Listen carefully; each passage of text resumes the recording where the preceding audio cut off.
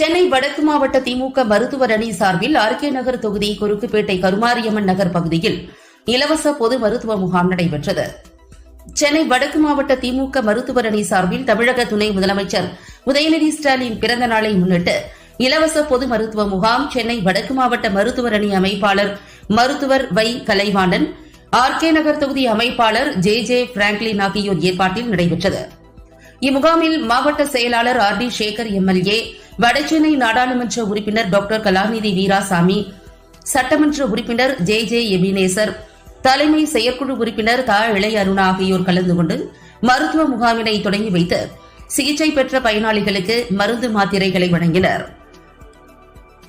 இந்த முகாமில் ஏராளமான பொதுமக்கள் கலந்து கொண்டு தங்களுக்கான மருத்துவ பரிசோதனைகள் மற்றும் கண் பரிசோதனைகள், நீரிழிவு பரிசோதனைகள் உள்ளிட்ட பொது மருத்துவ பரிசோதனைகளை செய்து கொண்டு மருந்து மாத்திரைகளை பெற்று சென்றனர்.